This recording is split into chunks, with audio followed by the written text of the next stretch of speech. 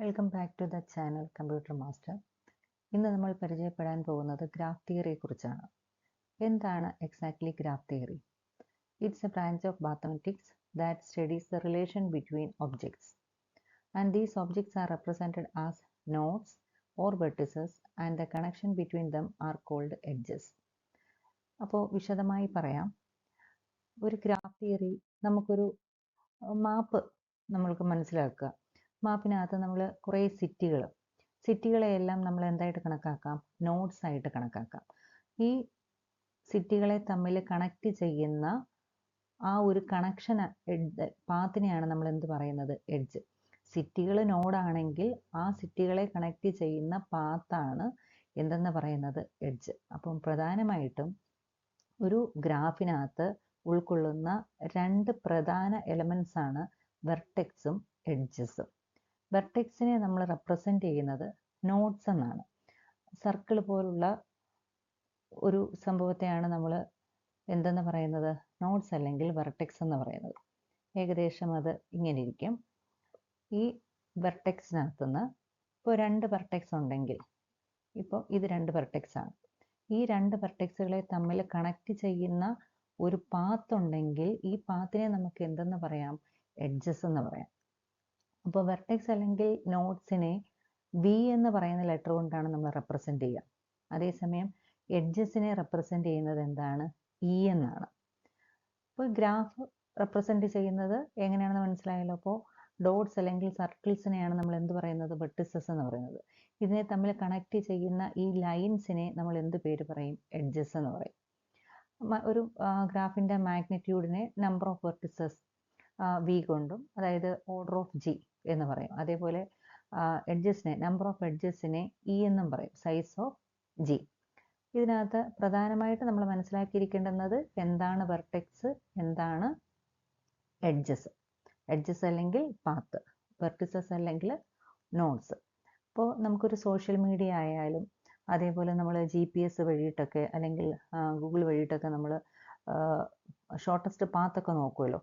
അപ്പോൾ അവിടെയെല്ലാം എന്തിൻ്റെ ബേസിലാണ് ഇത് കണക്കൂട്ടുന്നതെന്ന് ചോദിച്ചു കഴിഞ്ഞാൽ ഒരു ഗ്രാഫ് തിയറിയുടെ ബേസിലാണ്. സോഷ്യൽ മീഡിയയിൽ ഫേസ്ബുക്ക് ആയാലും ഇൻസ്റ്റ ആയാലും എല്ലാവരും യൂസ് ചെയ്യുമ്പോൾ നമുക്കറിയാവുന്ന ആൾക്കാരെയൊക്കെ സജസ്റ്റ് ചെയ്യുന്നതൊക്കെ ഈ ഒരു ഗ്രാഫ് തിയറിയെ ബേസ് ചെയ്തിട്ടാണ് ഇതെല്ലാം കൈകാര്യം ചെയ്യുന്നത്. അതേപോലെ ഷോർട്ടസ്റ്റ് പാത്ത് വെച്ചിട്ട് GPS വഴിയിട്ട് നമുക്ക് ഡിസ്റ്റൻസ് കാൽക്കുലേറ്റ് ചെയ്ത് ഓരോ സ്ഥലങ്ങളെ പറ്റിയിട്ടുള്ള വിവരങ്ങൾ തരുന്നതെല്ലാം ഏതിനെ ബേസ് ചെയ്തിട്ടാണ്? ഈ ഗ്രാഫ് തിയറിയെ ബേസ് ചെയ്തിട്ടാണ്.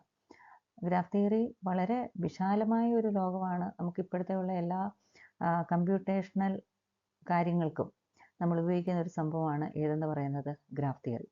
ഇനി ഏതൊക്കെ തരത്തിൽ ഉള്ള ഗ്രാഫ്സ് ഉണ്ടെന്ന് നോക്കാം. അതിനകത്ത് പല വ്യത്യസ്ത തരത്തിലുള്ള ഗ്രാഫ് ഉണ്ട്. അതിൽ ഫസ്റ്റ് വൺ ആണ് ഡയറക്റ്റഡ് ഗ്രാഫ്. എന്താണ് ഡയറക്റ്റഡ് ഗ്രാഫ്? ഒരു വെർട്ടെക്സ്, ഇപ്പോൾ നമുക്ക് വെർട്ടെക്സ് എന്താണെന്നറിയാം, എഡ്ജ് എന്താണെന്നറിയാം. ഒരു വെർട്ടെക്സിൽ നിന്നും മറ്റൊരു വെർട്ടെക്സിലേക്ക്, അല്ലെങ്കിൽ ഒരു നോഡിൽ നിന്നും മറ്റൊരു നോഡിലേക്ക് ഒരു ഡയറക്റ്റഡ് പാത്ത് ഉണ്ടെങ്കിൽ, അതായത് ഇവിടെ ശ്രദ്ധിച്ചാൽ മതി, ഇവിടെ എന്തുണ്ട്? ഇവിടെ നമുക്കൊരു ആരോ മാർക്ക് കാണാം. ഇപ്പം നോഡ് 1ൽ നിന്നും എങ്ങോട്ടേക്ക്? നോഡ് 2 അല്ലെങ്കിൽ വെർട്ടെക്സ് 2ലേക്കും എന്തുണ്ട്? ഒരു ലൈനുണ്ട്. ഈ ലൈനിൻ്റെ അറ്റത്ത് ഇവിടെ കാണുന്നുണ്ടല്ലോ ഒരു ആരോ മാർക്കുണ്ട്. ഇങ്ങനെ ഒരു ആരോ മാർക്ക് വരുവാണെങ്കിൽ ഈ ഗ്രാഫിനെ നമുക്ക് എന്ത് പേരിട്ട് വിളിക്കാം? ഡയറക്റ്റഡ് ഗ്രാഫ് എന്ന് വിളിക്കാം. മറ്റൊരു എക്സാമ്പിൾ പറയുവാണെന്നുണ്ടെങ്കിൽ, ഈ ഡയറക്റ്റഡ് ഗ്രാഫിനകത്ത് ഒരു വൺ വേ പാത്ത്, നമ്മൾ റോഡിലൊക്കെ പോകുമ്പോൾ ഒരു വൺ വേ പാത്തില്ലേ, വൺ വേ ആണെന്ന് പറഞ്ഞു കഴിഞ്ഞാൽ ഒരേ ദിശയിലേക്ക് മാത്രമേ എന്ത് ചെയ്യുള്ളൂ?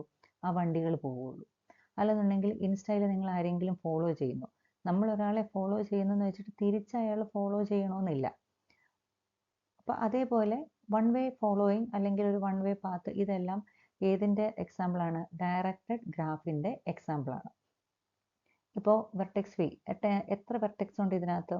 ഈ ഒരു വെർട്ടെക്സ് എന്ന് പറയുന്നത് 1 എന്ന് പറയുന്ന ഒരു വെർട്ടെക്സ് ആണ്, 2 എന്ന് പറയുന്ന വെർട്ടെക്സ് ആണ്, ഈ 3 ഒരു വെർട്ടെക്സ് ആണ്, 4 ഒരു വെർട്ടെക്സ് ആണ്. അപ്പോൾ നമുക്ക് മൊത്തം എത്ര വെർട്ടെക്സ് ആണുള്ളത്?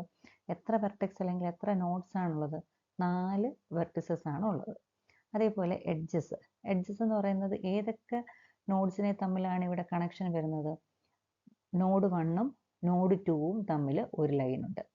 ഇവിടെ ഒരു എഡ്ജ് ഉണ്ട്, അതേപോലെ നോഡ് 2ഉം നോഡ് 3യും തമ്മിൽ ഇവിടെ ഒരു എഡ്ജ് ഉണ്ട്. പിന്നെ വരുന്നത് നോഡ് 2ഉം നോഡ് 4ഉം തമ്മിൽ ഇവിടെ ഒരു എഡ്ജ് ഉണ്ട്. പിന്നെ വരുന്നത് ഇവിടെ 4ഉം 1ഉം തമ്മിൽ ഇവിടെ വീണ്ടും ഒരു എഡ്ജ് ഉണ്ട്. അഗെയിൻ ഇവിടുന്ന് 4ൽ നിന്ന് 2ലേക്ക് ഒരു ആരോ മാർക്ക് ഉള്ളത് കൊണ്ട് ഇവിടെയും എന്തുണ്ട്, ഒരു എഡ്ജ് ഉണ്ട്. അപ്പോൾ നമ്പർ ഓഫ് എഡ്ജ് അല്ലെങ്കിൽ പാത്ത് എന്ന് പറയുന്നത് എത്രയാണ്? 5. അപ്പോൾ ഇത്രയുമാണ് ഡയറക്റ്റഡ് ഗ്രാഫിനെ കുറിച്ച് പറയാനുള്ളത്. അപ്പോൾ ഡയറക്റ്റഡ് ഗ്രാഫ് എന്ന് പറഞ്ഞു കഴിഞ്ഞാൽ ഒരു നോഡിൽ നിന്ന് മറ്റൊരു നോഡിലേക്ക് ഒരു ഡയറക്റ്റഡ് പാത്ത് കാണും. ഒരു വൺ വേ ട്രാഫിക് പോലെ ആണ് അതിനകത്ത് നമുക്ക് ഡയറക്ഷൻസ് നമ്മൾ കൊടുക്കുക.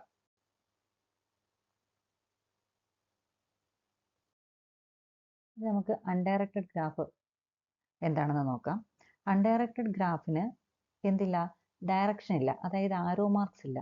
പ്രീവിയസ്ലി കണ്ട നമ്മുടെ ഗ്രാഫിനകത്ത്, ഡയറക്റ്റഡ് ഗ്രാഫിനകത്ത് എന്തുണ്ടായിരുന്നു? ആരോ മാർക്ക് ഉണ്ടായിരുന്നു. ഇവിടെ ഈ 1 എന്ന് പറയുന്ന നോഡിനകത്തുനിന്ന് 2 എന്ന് പറയുന്ന നോഡിലേക്ക് എന്തുണ്ട്? ഒരു പാത്ത് ഉണ്ട്. പക്ഷേ ഡയറക്ഷൻ ഇല്ല. 1ൽ നിന്ന് 2ലേക്കാണോ അല്ലെങ്കിൽ 2ൽ നിന്ന് 1ലേക്കാണോ എന്നുള്ളൊരു ഡയറക്ഷൻ ഇല്ലാത്തത് കൊണ്ട് നമുക്കിതിനെ ഒരു 2 വേ പാത്തായിട്ട് നമുക്ക് കണക്കാക്കാം. 1ൽ നിന്ന് 2ലേക്ക് വേണമെങ്കിലും പോകാം, 2ൽ നിന്ന് 1ലേക്ക് വേണമെങ്കിലും വരാം. അതുപോലെ 2ൽ നിന്ന് 3ലേക്ക് വേണമെങ്കിലും വരാം, 3ൽ നിന്ന് 2ലേക്ക് വേണമെങ്കിലും പോകാം. 2ൽ നിന്ന് 4ലേക്ക് ഒരു പാത്തുണ്ട്, 4ൽ നിന്ന് 2ലേക്കും പോകാം, 4ൽ നിന്ന് 1ലേക്കും വരാം, 1ൽ നിന്ന് 4ലേക്കും വരാം. ഇവിടെയും നമ്മുടെ നമ്പർ ഓഫ് വെർട്ടിസസ് എന്ന് പറയുന്നത് എത്രയാണ്? 4 ആണ്. എഡ്ജസ് എന്ന് പറയുന്നത് അങ്ങോട്ടും ഇങ്ങോട്ടുമുള്ള എഡ്ജസ് ആണ്. 1 to 2 ഉണ്ട്, 2 to 1 to 2 ഉണ്ട്, അഗെയിൻ 2 to 3 ഉണ്ട്, അതേപോലെ 2 to 4 ഉണ്ട്, 4 to 1 ഉണ്ട്. ഇത് അങ്ങോട്ടും ഇങ്ങോട്ടും 2 വേ പാത്ത് പോലെ നമുക്ക് എന്ത് ചെയ്യാം? യൂസ് ചെയ്യാം. ഡയറക്ഷൻ ഇല്ലാത്തതുകൊണ്ട് അൺഡയറക്റ്റഡ് പാത്തിൽ ഏതൊരു എഡ്ജിൽ നിന്നും ഏതൊരു വെർട്ടെക്സിൽ നിന്നും ആ ഒരു പാത്ത് ഉപയോഗിച്ച് മറ്റൊരു നോഡിലേക്ക് നമുക്ക് പോകാൻ പറ്റും.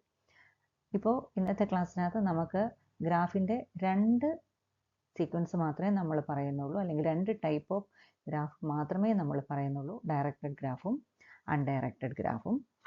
നിങ്ങൾക്ക് ഈ വീഡിയോ ഇഷ്ടമായിട്ടുണ്ടെങ്കിൽ നിങ്ങൾ ദയവായി ലൈക്ക് ചെയ്യുക, സബ്സ്ക്രൈബ് ചെയ്യുക. ഗ്രാഫ് തിയറിയിലേക്ക് നിങ്ങൾക്ക് അറിയാൻ ആഗ്രഹമുള്ള കാര്യങ്ങൾ നിങ്ങൾ ദയവായി കമൻറ്റ് ചെയ്യുക.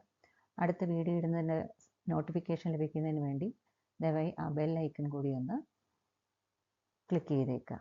Thanks for watching.